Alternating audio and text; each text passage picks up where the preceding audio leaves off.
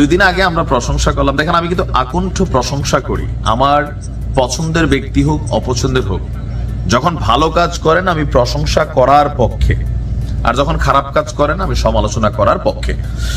Doctor Mohammad Yunus ইতিহাস গড়তে যাচ্ছিলেন, যে কাজটা শেখ হাসিনা পারে না, আমরা ভাবছিলাম ডক্টর মোহাম্মদ ইউনূস সেটা করবেন। কারণ বিমস্টেকের সেই সম্মেলনে আমরা যখন দেখলাম মিয়ানমারের উপপ্রধানমন্ত্রী, আমাদের বাংলাদেশের একজন high profile character doctor Khalilur Rahman যখন বললেন যে 1,80,000 রোহিঙ্গাকে বাংলাদেশ থেকে ফেরত নেওয়া হবে, বাঙালি খুশি, রোহিঙ্গারা মিলাদ পড়াচ্ছে, ঘরে ঘরে তাবারুক খাওয়াচ্ছে যে এবার আমরা ঘরে যাব। কিন্তু প্রেস সচিব শফিক ভাই যে কথা বললেন, রোহিঙ্গাদেরও মন খারাপ, আর আমাদের কাছে মনে হইলো যে তিনি মাঝে মাঝে চুপ থাকা ভালো।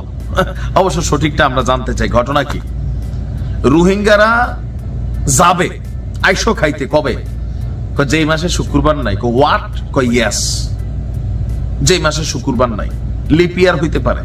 মানে আমরা যখন রোহিঙ্গাদের প্রত্যাবরণ ইস্যুতে আনন্দিত, ভাবলাম যে না, খুব কাজের কাজ করছে ডক্টর মোহাম্মদ ইউনূস। আর প্রেস সচিব আইসা বলতেছে যে আগামী বছরেও, কত চলতেছে এখন 2025, মানে 2026-এও রোহিঙ্গাদের তাদের মাতৃভূমিতে ফেরত পাঠানো যাবে কিনা তা নিশ্চিতভাবে বলা যাচ্ছে না। তাহলে ক্রেডিট কারে দিলাম? 25-এ তো যাবেই না, 26-এ যাবে কিনা তাও নাকি নিশ্চিত না। তাইলে কবে? 25 তো ভাই নির্বাচনী হয়ে যাবে, আর না দিলে 26-এ দিবে, জুনে।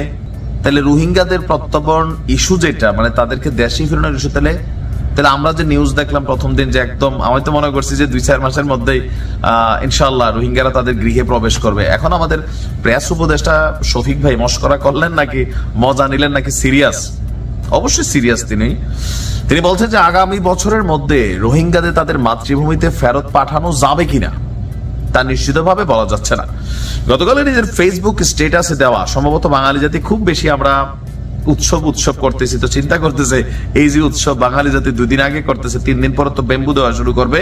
আগে থেকে ব্যাপারটা ক্লিয়ার করে দেই যে একটু প্যাচ আছে। প্যাচটা কি? বার্মিজ সামরিক জান্তাকে খুশি করার জন্য তিনি শেখ হাসিনার একটা বক্তব্য নিয়ে আসছেন, মাদার অফ হিউম্যানিটির ঘনিষ্ঠ চাটুকার কিছু কূটনীতিক রোহিঙ্গাদের জন্য একটি নাম করেছিলেন। আচ্ছা, জোরপূর্বক বাস্তুচ্যুত, আচ্ছা বুঝলাম। তো তার আগে শেখ হাসিনার একটু ধুইছে, এটা ধুইতে হয়, বাংলাদেশের রাজনৈতিক কালচার, নাহলে জমে না, মানে জয়মা দই হয় না। তারপর বলছেন যে আমাদের সঙ্গে বৈঠকে রোহিঙ্গা, আচ্ছা ভাই বিশেষ। তো ফাইনালি লম্বা চূড়া শেখ হাসিনার গালাগালি, শেখ হাসিনার গোষ্ঠী উদ্ধার বা পাশাপাশি আওয়ামী লীগ সরকারের গোষ্ঠী উদ্ধারের পরে তিনি বলছেন নিশ্চিতভাবে বলা যাচ্ছে না, তবু আমাদের চাপ সৃষ্টি করে যেতে হবে যেন তারা স্বেচ্ছায় পূর্ণ মর্যাদা নিরাপত্তার সঙ্গে রোহিঙ্গাদের ফিরে নেয়। খাজুর খাবেন ততদিনে আপনি, শফিক ভাই, ততদিনে আপনি বাইসা থাকবেন কিনা এটি তো কথা না, অন্য মৃত্যু না ভাই। আজকে আসি তো কালকে নাই। আপনারা গণমাধ্যমে একটা বক্তব্য দেওয়ার আগে যে রোহিঙ্গা 1,80,000 ফেরত যাবে 5 বছর পরে, যাইলেও যাইতে পারে, হেডিংটা এরকম হওয়া দরকার ছিল। আমরা তো একদম ডক্টর ইউনূস রে দিছি কি ইচ্ছে মতো প্রশংসা দিছি, কিন্তু এখন আপনি একটা চট করে কি দিলেন? রোহিঙ্গা ইস্যুতে আপনিই বললেন, আবার পাবলিকের বেশি খুশি দেখে কি বক্তব্য নাড়লেন নাকি বুঝলাম না। তাহলে আপনি যে কথা বলতেছেন, আমার তো মনে হয় যে 25 গেল, 26 গেল, 27-ও যাবে কিনা আবার আমার সন্দেহ। তাহলে যেই সরকার যখন ক্ষমতা থাকবে সেই সরকারের সময় যাবে, ক্রেডিট তাইলে ওই সরকারকে দিতে হবে। মানে আমরা ভাবছিলাম যে চীন থেকে হয়তো কোনো একটা সেটআপমেন্ট হয়ে আসছে, ডক্টর মোহাম্মদ ইউনূস যেহেতু গেছে, নিশ্চয়ই চীন, মিয়ানমারের বাবা, পরিদাদাও তারা, তো হয়তো বা একটা ইস্যু এখানে তৈরি হচ্ছে। সবাই আমরা খুশি ছিলাম।